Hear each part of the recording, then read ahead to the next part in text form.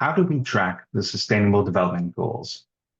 What is the best way to take the disaster or development that just happened in your community and better understand it with local, national, and global data? And how do we hold national governments accountable for the data and the commitments that they are making this week at the United Nations? Thank you so much for joining us. I'm Matthew ten Bruggencate. I'm a communications manager at the International Institute for Sustainable Development. We are headquartered in Winnipeg, Canada, where I'm joining you from today, which is the home territory of Treaty 1 nations, the ancestral land of the Anishinaabe, the Anininu, the Asininnu, the Dene, the Dakota nations, and the homeland of the Red River Métis. We're looking forward to a great conversation over the next hour about connecting media to the SDGs, data, and stories. We have a number of journalists joining us today, but I encourage all of us to adopt a journalist mindset in trying to track the Sustainable Development Goals, which have 5 years left until their deadline, trying to understand what development looks like around the world, in our country, and in our neighborhoods.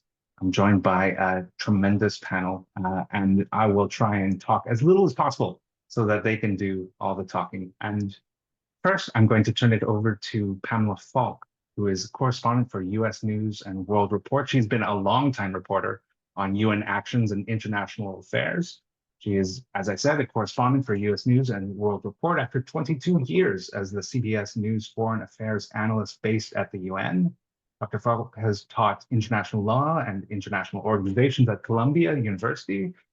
She is the author or editor of 6 books on international relations, and incredibly, she is going to distill all of that information into the next few minutes of conversation, which is a feat I'm looking forward to. Dr. Falk, can you share a little bit about your experience as a journalist engaging and tracking the United Nations and international affairs, and perhaps as well the SDGs over the past 10 years? Over to you, Dr. Falk. Absolutely, Matthew. Well, first of all, you're going to hear a lot of information from my other wonderful colleagues.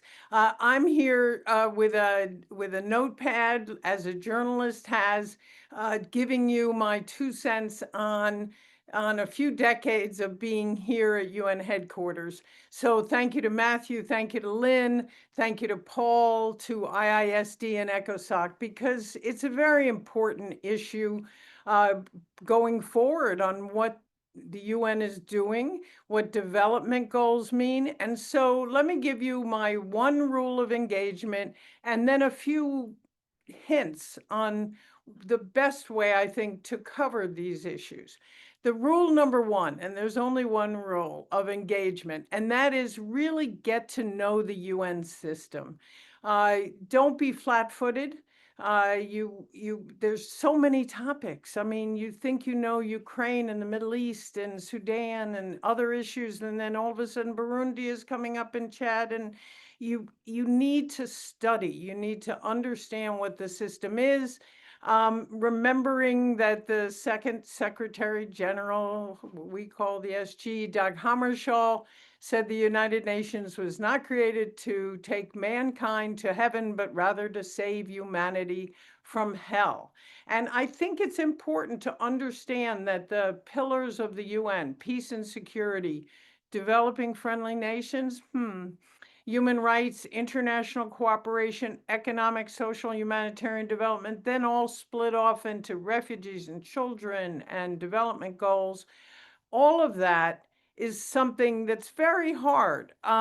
It's divided into agencies, the Security Council and the General Assembly, and one has to understand that public around the world doesn't know what we know if you're sitting here at UN headquarters.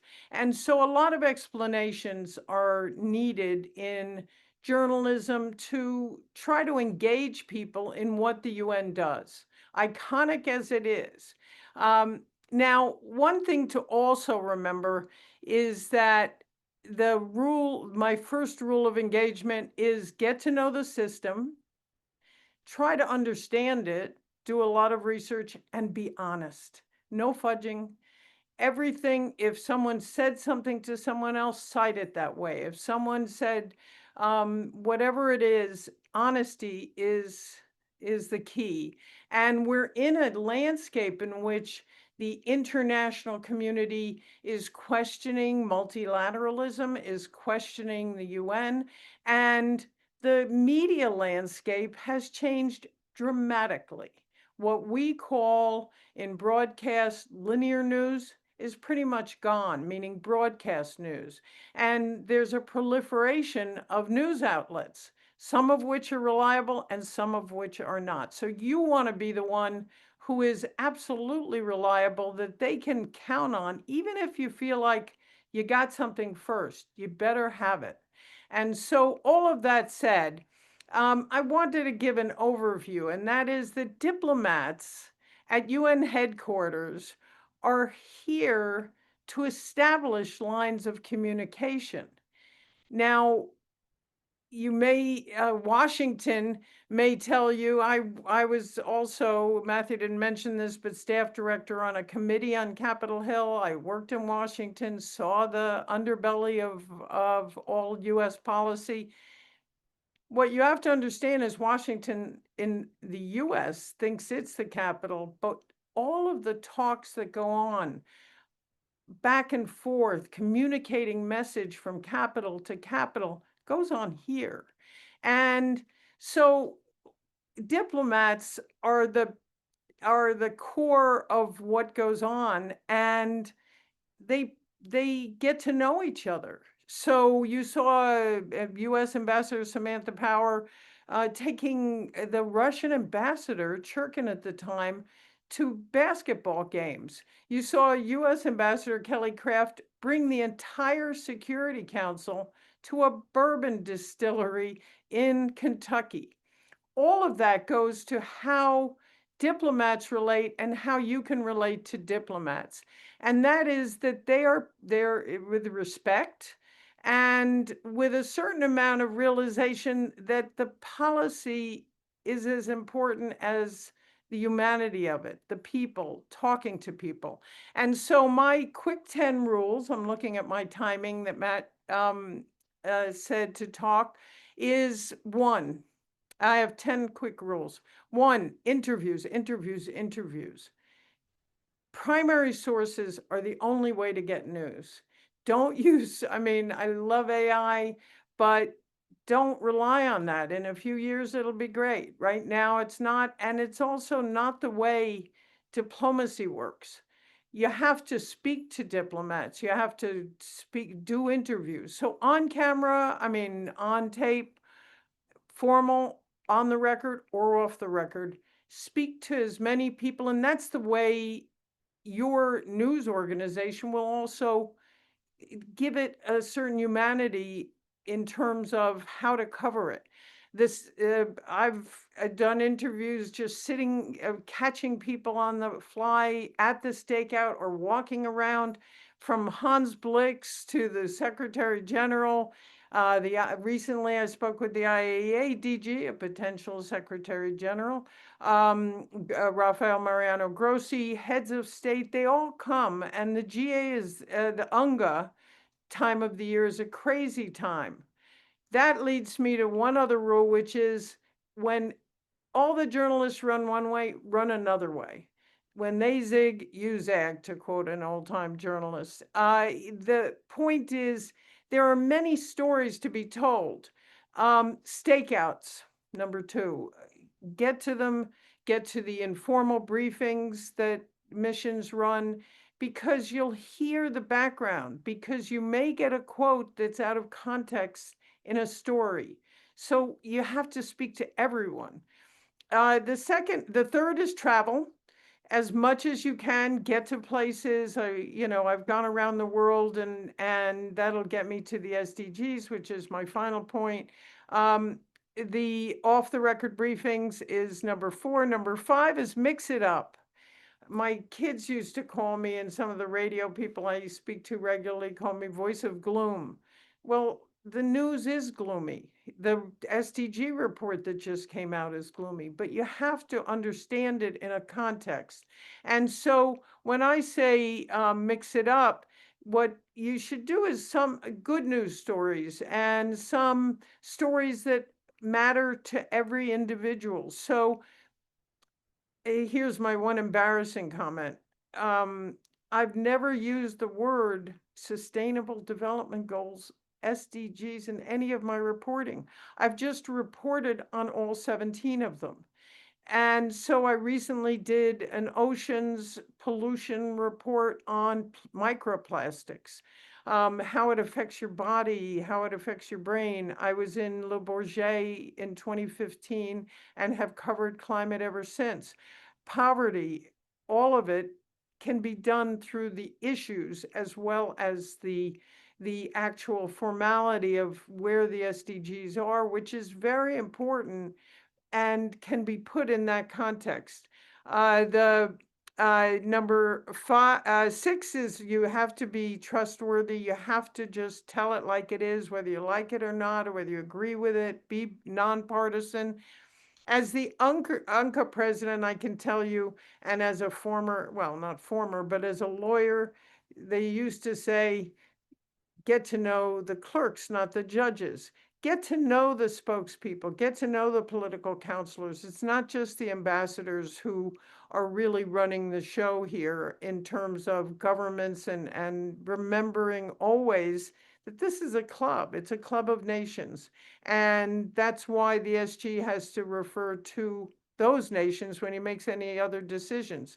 I've already mentioned the SDGs. I cover it by topic because it's hard to explain the overview, which you'll get right now. And the final one is just, there are positive ways to report these in terms of how much has gone forward at the UN and how much the UN still needs to reform. And being balanced about all of that is the key. So thank you very much. I think I've met my time limit, and I'll answer any questions. And I just want to also say these colleagues of mine who are on this panel are just wonderful, and they're the kind of people you want to get to know. Thank you. Thank you so much. I appreciate it. I gave you a very hard time limit to live within, and you've done very well. Thank you. I want to turn things over to the other side of the news release right now, to Martina Donlon, who is the climate communications lead at the UN Department of Global Communications, where she manages campaigns and initiatives focused on climate action from New York. Before that, she led a UN communications team on the Sustainable Development Goals, managed human rights campaigns, and headed communications and change management at the UN Regional Service Center in Uganda. Your communication background includes international work for the Swiss government and as news editor at the online Wall Street Journal. What advice, Martina, do you have for journalists who want to understand and engage with UN communications? Yeah, thanks, Matthew. And hello, everybody. Hello from New York. I actually work in the same building as Pamela Falk, and we see each other quite often at the press briefings. So pleasure to be here. Yeah, I'm currently heading both the climate and the sustainable development teams in the campaigns division of the UN Communications Department. So our job is really to keep the attention on these topics, to keep the pressure up on governments, and to very much work with and through media to do that. So I'm going to show you a little bit about our approach and how we try to keep attention on these topics and how we try to get our message across. So I just have a very few slides that I'll go through now, hoping to give you also a little bit of visuals that illustrate what we're talking about.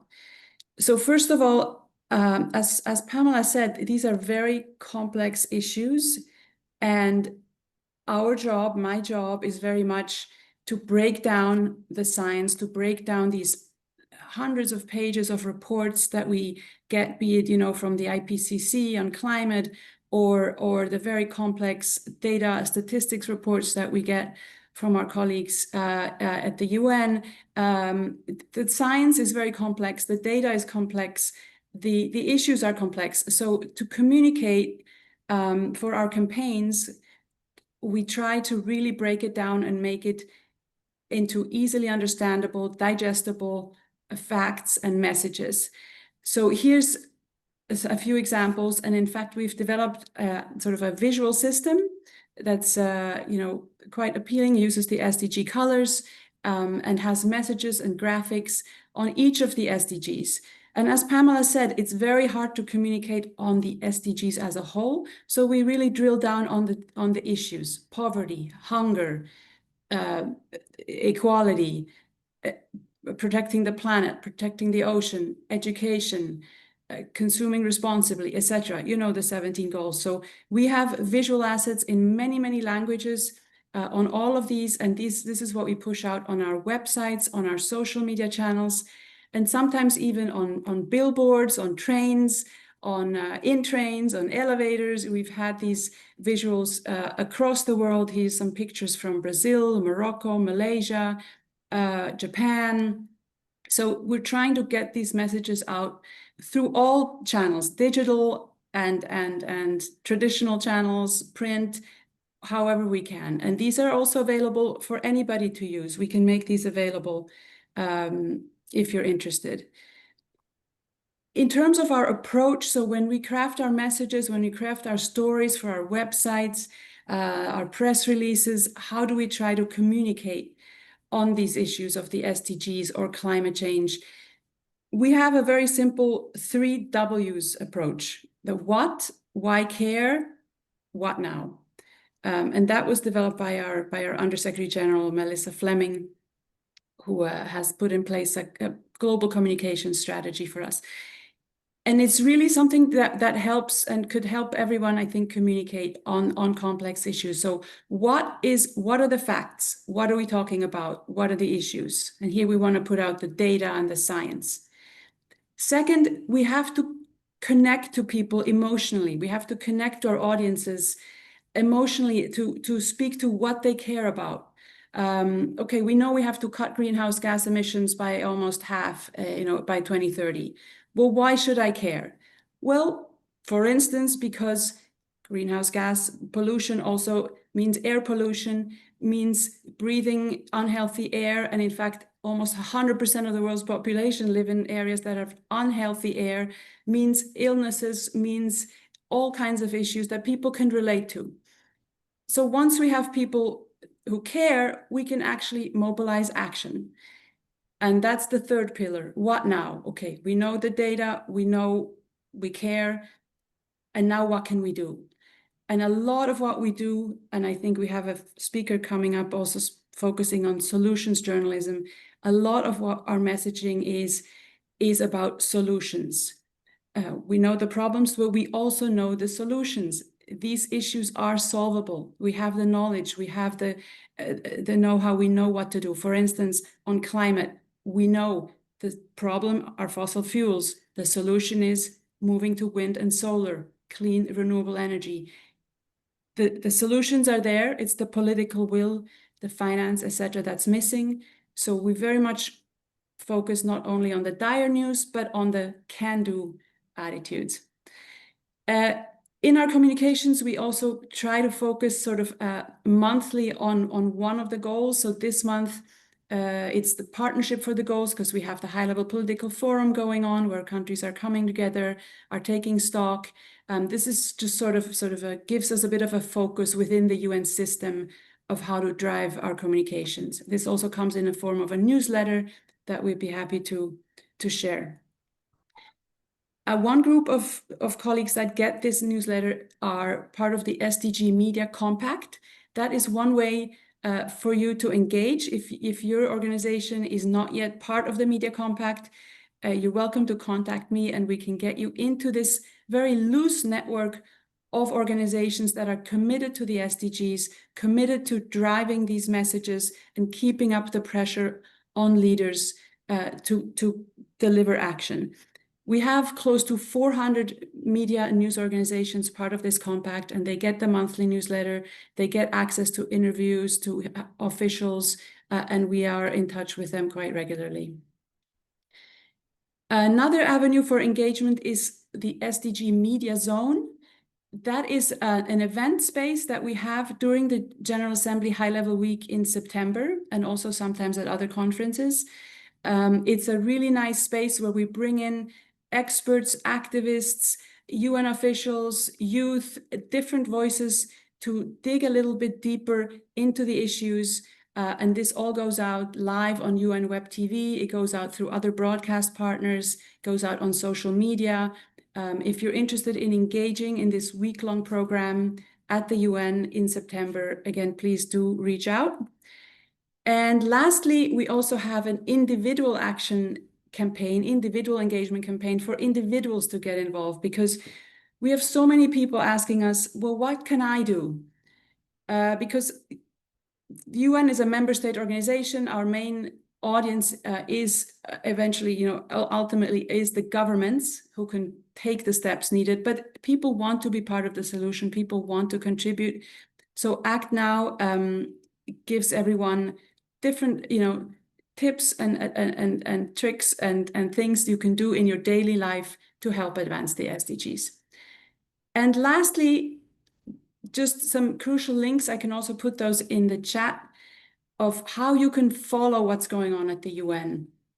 So there's daily press briefings, there's various sessions happening around the clock in New York, in Geneva, in other places, and all of that is live on UN Web TV. Anybody can watch it there.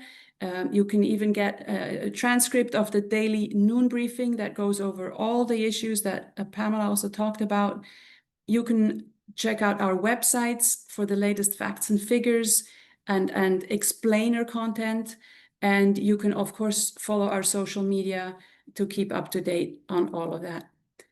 And I'll stop here. Thank you so much. Thank you so much, Martina. An incredible job and an incredible lift that you and your team do. So thank you very much for joining us in this busy, busy time. From my past time working in newsrooms, I know that the journalists on the call today are really looking forward to hearing from our next speaker. Heather Page is a statistician at the SDG monitoring section of the UN Statistics Division. She has supported global monitoring of SDG progress over the past decade, including developing and implementing the SDG indicator framework, delivering the Sustainable Development Goals report, and capacity building for creating evidence-based voluntary national reviews, a huge lift on all three of them. As someone who is data hungry myself, and when I work with journalists, an incredibly data hungry group of people, and particularly for those on the call from the 37 countries who are giving their SDG progress reports this year, this week at the UN, what tools and resources do you have for us for tracking the SDGs? Thank you, Matthew. Really appreciate being here. I actually have some slides that I'd like to share to answer that exact question. So I want to dig in. I think you can see it, yes? Yes, we can. If you want to switch, there we go. Great, thank you so much. So yes, I will dig in now onto the data resources on the SDGs and VNRs, and I'm essentially kind of taking you through our website to find the data and data stories, in particular to tell the stories about SDG progress on the ground, the setbacks as well as the progress. So our office is responsible for developing the Sustainable Development Goals report, which was launched this week. As Pam mentioned, is a little bit gloomy. We do really try to bring out all the stories for the SDGs, but it's true we are not actually on track. But this report is the only UN official report that monitors global progress on the 2030 Agenda for Sustainable Development, using the latest data and estimates to provide a comprehensive assessment of the SDGs. In this report, we also provide a progress assessment looking at target level progress on the SDGs. And this report is developed not only by our office, but in collaboration with the entire UN statistical system. This consists of more than 50 international and regional agencies, and it's based on data from over 200 countries and territories. So because we try to keep this report very concise, still covering all of the goals, looking at the issues, we do also want to provide a way for people to delve or to deep dive into all of the indicators. So We also provide an SDG extended report on our website. So this includes the data stories, the charts, the research, the contacts even for each of the indicators directly from the custodians themselves. It's not edited, I'll just mention that. And we also provide key findings. This is just a short document that brings together all of the data, looking at progress and setbacks, but in a more concise form. And so behind the reporting for the SDGs is also the SDG Global Indicator Database. And this has come a very long way in the last 10 years, where we have currently over 3.2 million data points covering 232 indicators in the framework. If you want to deep dive on the data, this is where you can absolutely get started. You can explore data by country, by region, or globally for all the indicators and the data series. And there are also tools for country profiles. And in addition, there's a section on SDG analytics. And so this will allow you to look at the data availability and different trend comparisons. So what that could look like, I just have a couple examples here on the screen of what a country profile could look like, as well as some SDG analytics to really understand where countries are in their progress. So in addition to our global database, we have launched the UN Data Commons for the SDGs. So this was actually launched in 2023 during the UN SDG Summit. And this website includes interactive visualizations for data exploration, analysis, and for informed decision-making. It includes the dashboard of all of the SDG statistical variables, as well as additional data from other UN agencies, and it includes a natural language search. So essentially, your questions will lead the way to provide information on SDG progress by goal, country, area, and as well as a search. And this allows you to kind of drill into the different indicators, the different data, do comparisons, look at different trends, global versus regional and country as well. So I'd highly encourage you to check it out. So we also have a wiki-style site that's a lot less flashy, yes, but it's packed with examples from national statistical offices on how they're monitoring the SDGs, because part of understanding the progress and the setbacks on SDG implementation is also understanding the data journey for countries. So this is updated annually, where we're engaging with national statistical offices to understand the SDG monitoring process in countries. So this is looking at good practices on data availability, the use of non-traditional and innovative data sources by countries, because as we know, the SDGs have really expanded in the data ecosystem for countries. Also looking at data disaggregation, inclusive data on how countries are measuring, leaving no one behind, what's working, what's not. And it also includes links to countries' own SDG platforms and portals for their country level data. Because as I mentioned, the data that make up the global indicator framework stem from that national data. In addition, we also document good practices by countries on their communication initiatives, because it's true, 17 SDGs, 169 targets, now 234 indicators is a lot to digest, and it's a lot to understand. And so countries and national statistical offices are really taking on the goal to effectively and communicate their SDG progress, and also looking at different ways that they're doing that. So I have just 2 more slides, and I will stop to try to keep myself in time. I know that this session is primarily focused for journalists, but I wanted to just briefly share how we support countries in using data to develop strong, evidence-based voluntary national reviews. Honestly, countries have really come a long way since those beginning VNRs. So we've developed a guide that is a complementary resource to the SG guidelines and UNDESA's handbook, specifically focused on data and supporting evidence-based VNRs. It includes a roadmap approach and also of good practice examples outlining key stages for enhancing data in that national VNR process. So we cover stages from preparation and planning to the data assessment, the compilation and the incorporation, as well as post-evaluation.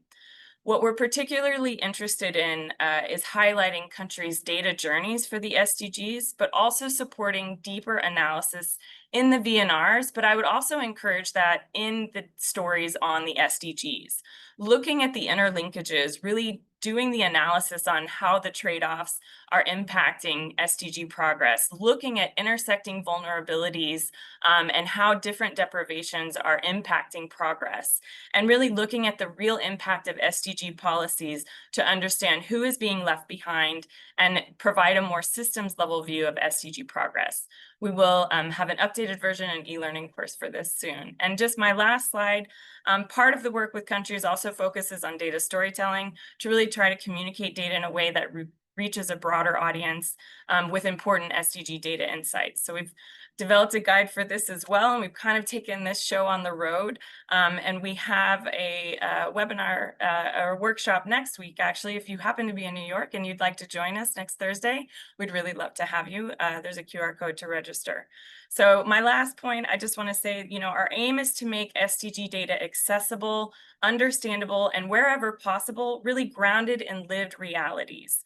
Because, behind these global numbers, and we say it a lot, there are people whose lives the goals are meant to improve. And wherever we can highlight that and bring it back to the people behind the data, I think that the SDG stories are that much better.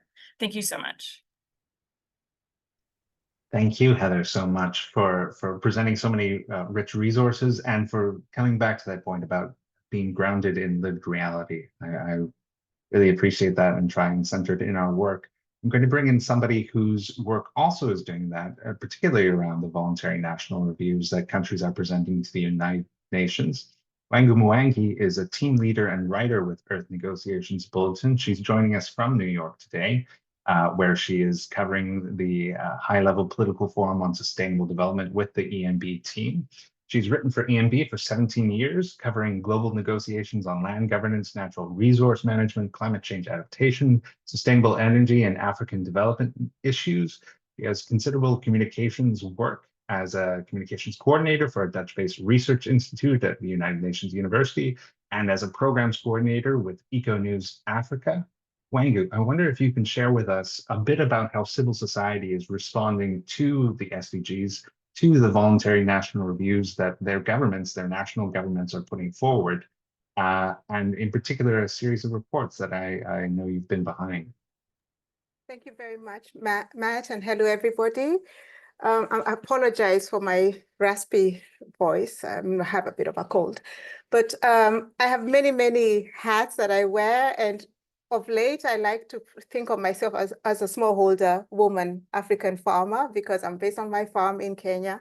And so it just suddenly gives a very different perspective to what we're trying to do here. And so as part of what Matt mentioned, I've been involved in this report that civil society organizations do, and you can see a few of the logos at the bottom.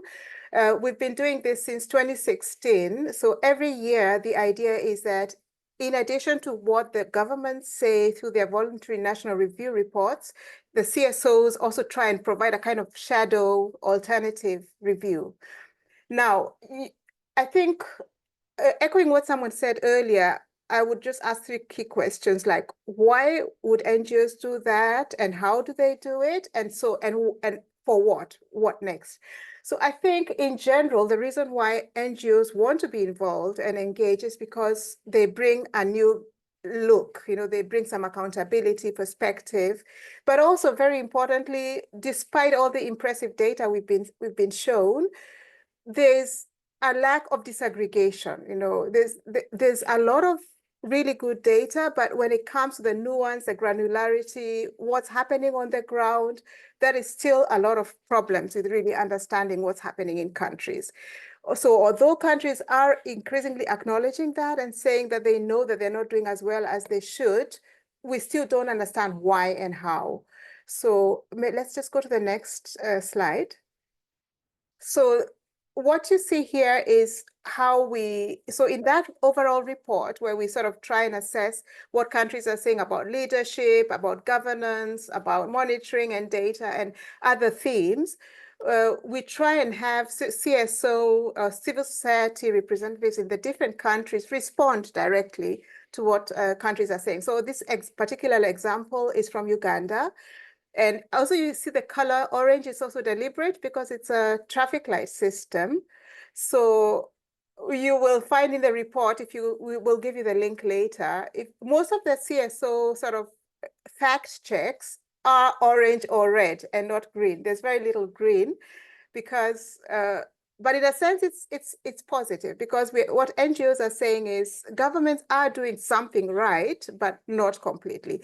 And if you look in a lot of those boxes is at the very bottom level, at the ground, policy intentions are not being translated into action. So let's just go to the next slide.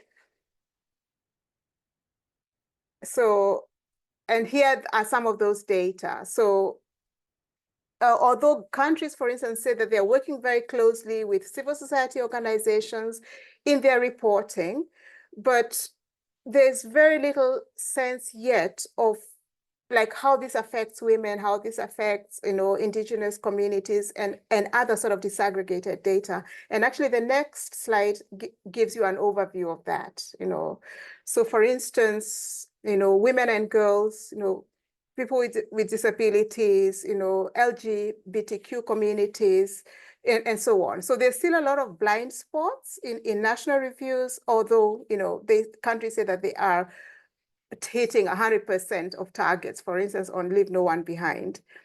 All right, I'm sorry I'm rushing through this because I'm just aware we don't have that much time. So, and this is just a sort of a visual way of showing like who is most covered and where there's still a lot of blind spots. So let's just go to the next one. I think of all the 8 chapters that we have for each annual report, I think the ones that are most important for non-governmental organizations, civil society, are the 2 chapters on localization and Leave No One Behind. Because again, as I was saying, this is where most of the gaps can be seen. And again, if you look at the data, usually the picture painted by governments is very rosy, 70, 80%, of our data, we are localizing, we are doing more and more voluntary local reviews and so on. But, and this is why my smallholder hat comes on. If you just go to the next slide, Matt, this is not really being translated into even just local languages, number one, but also local realities. And I gave myself a challenge recently, talking to some of the people that I work with on the farm. And I was going to talk to them about the SDGs. And then I just realized I do not even know how to say sustainable development goals in my language. So that was quite embarrassing. But here at the HLPF, I came across these cards from Ghana, which are really interesting because they are at least visually trying to show, what SDGs mean in local languages. So if we just go to the next slide, and apologies for rushing through that, I think, what does this tell us? What is left? What's the unfinished agenda? As I said earlier, we have a lot of good news being presented here, and the voluntary national reviews that are going to start tomorrow here in New York and run through into next week, countries will be saying, oh, we are doing great. Okay, we're not doing perfect, but we have advanced in many ways.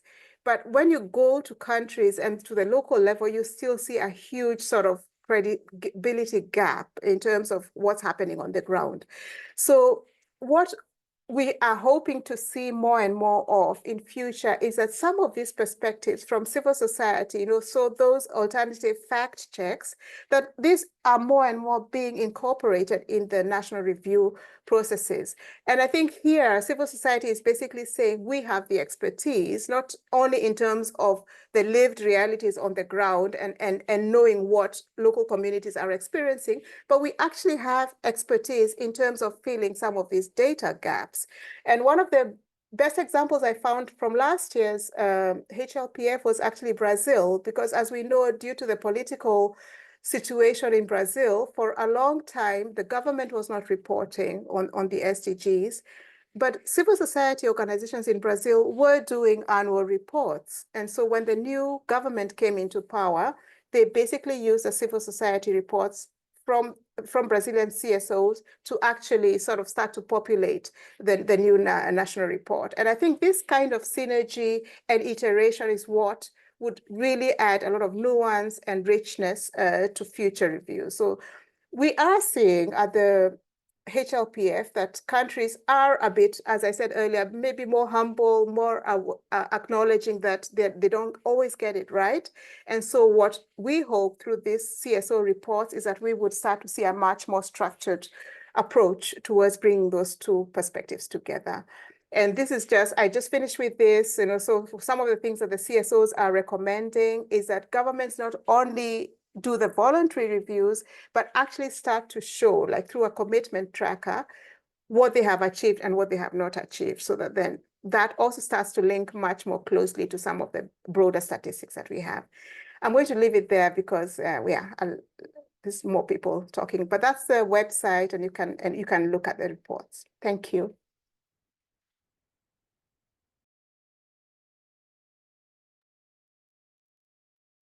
Thank you so much, Wangu, for sharing how civil society is holding governments to account and also offering solutions, offering data to fill those gaps. But I know through their report, and I know from following your considerable work, putting forward the solutions that work on the local level and that can be scaled to really address some of the issues that we're dealing with. Speaking of solutions, I'm going to turn to Catherine Cheney, who's wearing two hats with us today, is the special editor for, senior editor for special coverage at DevEx, and is the advisor at the Solutions Journalism Network. Kat, I know you have a presentation to share that's been referenced by a few people. What is your approach in terms of working with colleagues in journalism about centering those solutions, about covering, the issues that we have, the challenges, but also turning to what's going to help us close those gaps, what's going to help us address those challenges, particularly in the next 5 years of the Sustainable Development Goals? Yes, thank you, Matthew. And you're right, I wear both hats because I really believe in that intersection, in the importance of solutions journalism for the kinds of issues that we cover at DevEx, which are really embedded in the Sustainable Development Goals. So I do have a few slides to share, and I think Matthew's going to help me out with that. But what I'll be talking with you all about, if we can get those slides queued up, is how to take the solutions journalism approach. Some of you might be more familiar with this, some might be less familiar, but I'll cover the basics, as well as why it's so important to do so now more than ever. There's real urgency to this presentation. So many journalists, many of you here joining us today, you're covering stories related to the SDGs. Lately, there's been growing public attention on foreign aid for reasons you all know, but oftentimes these stories really fall short. They don't tell the whole story. And there are many stories that are not solutions journalism in this space, and that's okay. There's space for all kinds of stories. Some stories spotlight unproven ideas. They might uncover wrongdoing. They might highlight the need for more action on an issue. There are many problems to cover in this space, but what I want to convince you all of today, if you aren't already convinced, is that's not the whole story. So we'll go to the next slide. The Solutions Journalism Network defines solutions journalism as rigorous evidence-based reporting on responses to social problems. So while that's not the only definition out there, that's the definition I'm operating with. Solutions journalism doesn't ignore problems. It starts from them, but then it asks what's being tried to solve those problems and how well it's working. So solutions journalism invites deeper questions, and I think in many cases, better reporting. And we're going to be discussing today, again, what it is, how to take a solutions approach in covering the SDGs, and why it matters. So we'll go to the next slide with the 4 pillars. Solutions journalism is focusing on something that's happening now and the effects it's producing. So we often talk about how it's a response to a problem, not just a person or organization. So if the response is worth featuring, it's worth its own story.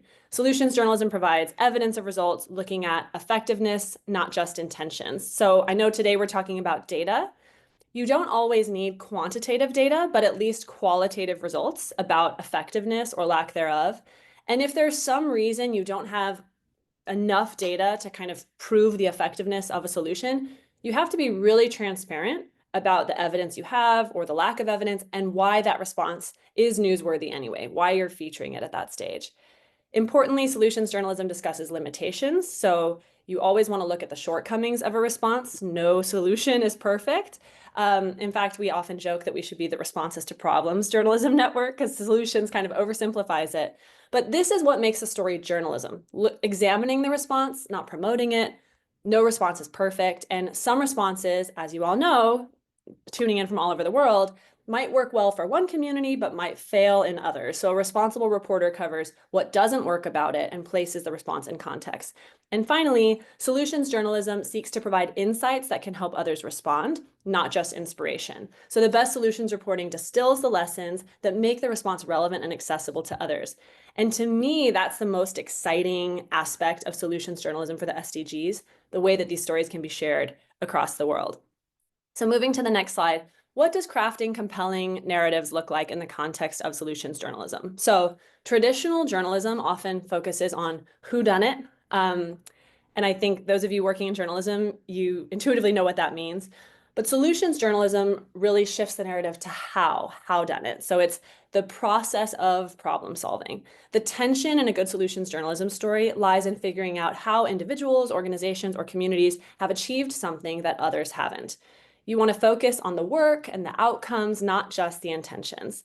And so characters are crucial, but solutions journalism is about the process of finding a solution rather than what we often describe as hero worship, focusing on a character's motivations or personal journey. Very interesting, but not solutions journalism as we would define it at SJN. So you want to be highlighting the challenges that people face and the details of their efforts to overcome them. That's what makes for a strong narrative.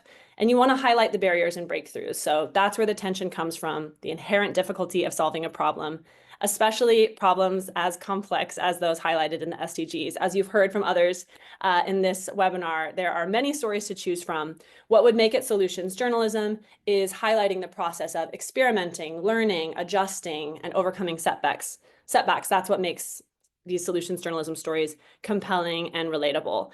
And of course, reporters pitching stories always have to answer editors when they ask, why this story? Why now? But what I am trying to urge here is that when it comes to solutions journalism, the pitch is that what works is newsworthy. So here's a quick example, just also to give you a little bit of a better sense of my background. So for a decade now, I've worked with DevX and with the Solutions Journalism Network, again, because I really believe in this intersection. And for a long time with DevX, I worked on reporting about the role of technology, innovation, and philanthropy in global development. So one challenge I highlighted time and again in my reporting was the challenge of getting innovations to market, especially in spaces like maternal and newborn health. And it is important to highlight those challenges, those problems, those failings, but it's also important to look at who's responding and how, or as we often say in solutions journalism, who's doing it better. So through my reporting, I had learned over the years of this innovation by an Argentinian car mechanic to assist with complicated births. And it was using an approach he'd learned from a YouTube video on how to remove a loose cork from a wine bottle. So you might tell the story early on and it might not be the strongest solutions journalism, but the real solutions journalism narrative came in telling the story of after 17 years of setbacks and perseverance, his invention was finally on track to reach hospitals. And it's a story that I brought to the stage for our DevX event on the sidelines of the UN General Assembly. I lead a lot of our live journalism work, and also to devx.com. And this is just one example, and there are many others. I'll highlight a resource at the end of my presentation where you can find more. It's the Solutions Journalism Network's Solution Story Tracker. But on to the next slide. There's a growing emphasis on data-driven development. That's part of what brings us all here today. This presents a real opportunity for journalists to tell stories that can help audiences learn from and maybe even replicate the successes of the best performers within a data set. But that is only if journalists cover what's working. So I want to bring in a concept here about positive deviance, and I hope that you walk away remembering that term, positive deviance.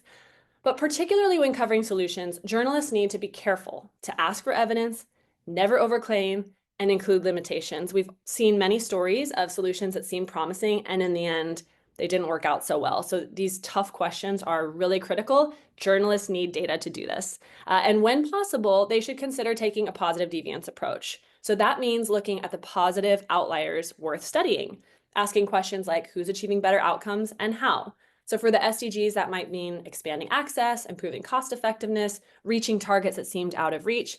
Strong solutions reporting digs into how they did it and what others can learn from them. Many journalists tend to look at a data set and go straight to the worst performers. What we urge journalists to think about is looking at the best performers. That's actually often the untold story, and that can be a great starting point for solutions journalism. On to the next slide, thank you. I wanted to just highlight this helpful image from Our World in Data, which is a great resource for data on the SDGs I've found. The world is awful, the world is much better, the world can be much better. And as noted here, all three statements are true at the same time. So we often hear that the world is falling apart, and there is truth in that, but it's also true that the world has made extraordinary progress, especially in areas like child mortality, which is outlined in this post from Our World in Data.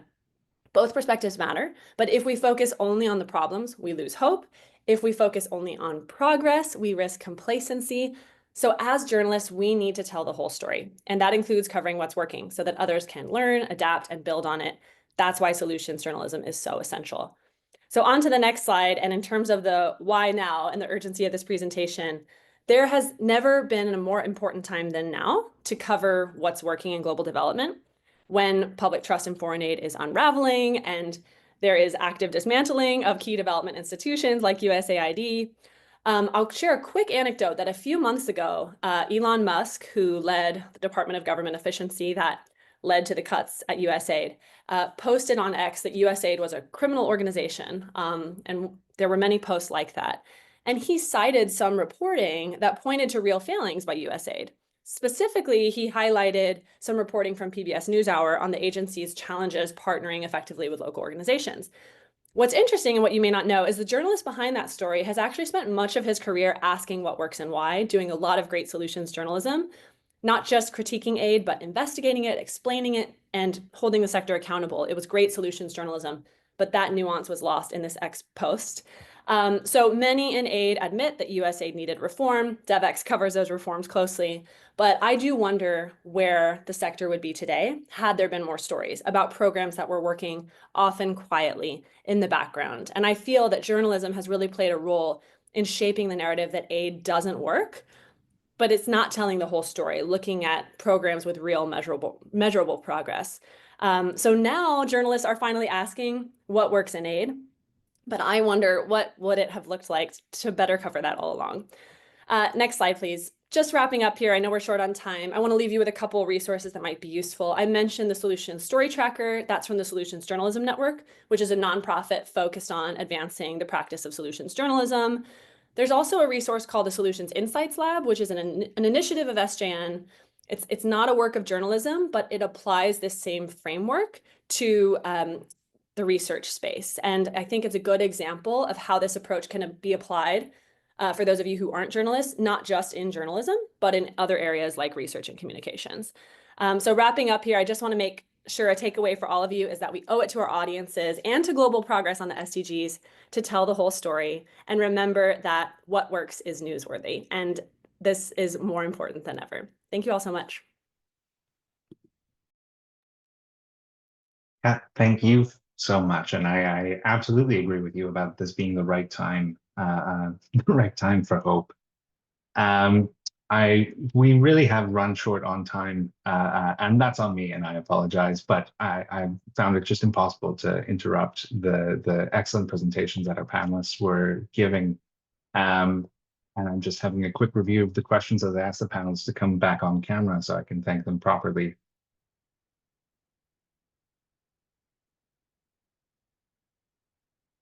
I guess a number of people have asked if resources are going to be shared. We'll absolutely be sharing the presentations that were given today, the PowerPoint presentations, as well as the recording of this so that you can share it. I guess, and my apologies for not going through the questions while giving the PowerPoint presentations that I was doing, but I would love to go around the presenters in the order that you presented with some concluding thoughts, watching the other excellent panelist presentations. What stood out to you today? What thought are you giving to all of us as we watch the HLPF go on, as we all reflect in our own communities, what development looks like down the street from us, and everything in between? Pamela Falk, I'm going to give you the difficult job of starting off with your final reflection from today's webinar.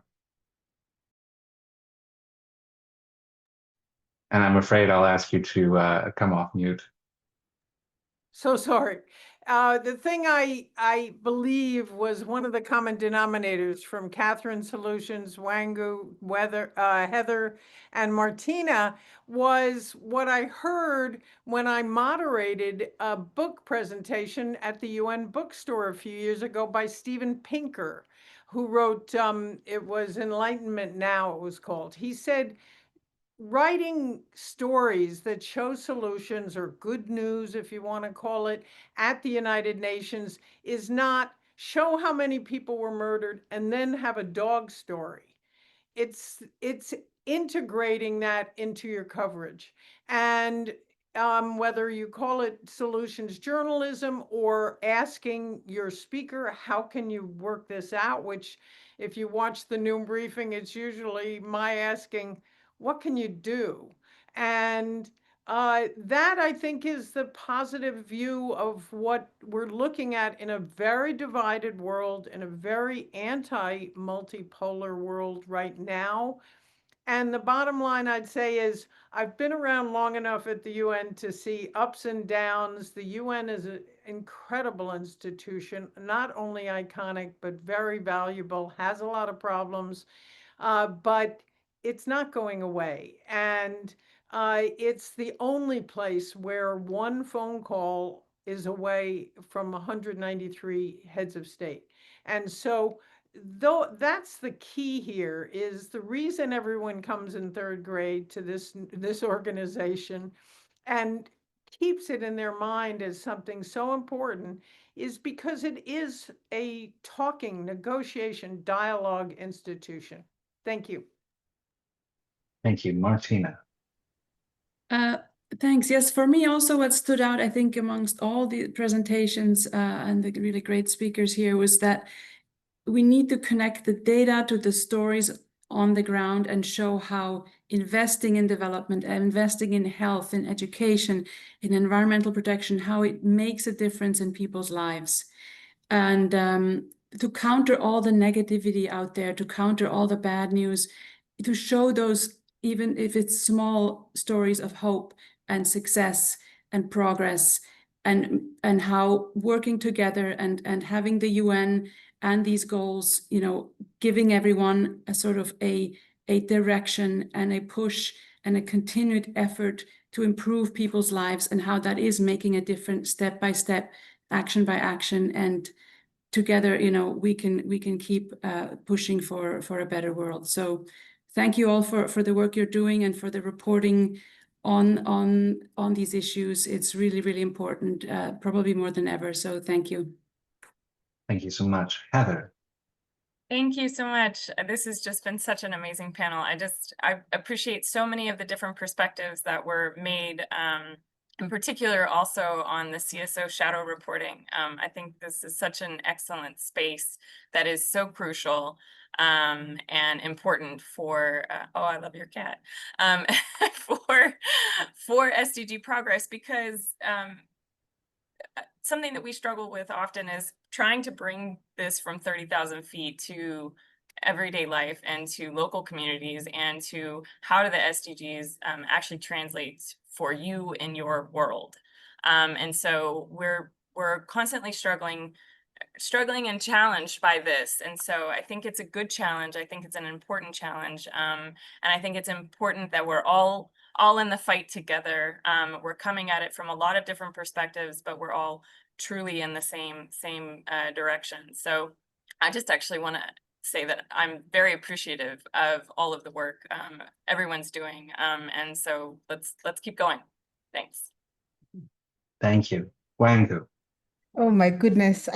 concur with everything. And I think I just finished with a quote I heard once from a politician from northern Kenya, from the Samburu community. And he said, the law does not speak the Samburu language. And basically he was trying to say that no matter how much advocacy you're doing and how much data you have and how much information you have, if you don't bring it down to the local language, you know, so, and I mean, I'm the perfect example of that. So I think let's think in people's languages and think about how to translate what we're doing.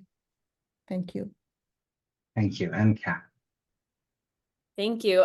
For me, a takeaway connecting our presentations is that journalism plays such a crucial role in translating data into stories, but depending on what those stories are and how they're told, they can have the potential to show that progress is possible on these goals and actually even drive progress on the SDGs. So I'm feeling energized to use these resources, but also to think hard about how I use them and what stories I choose to tell.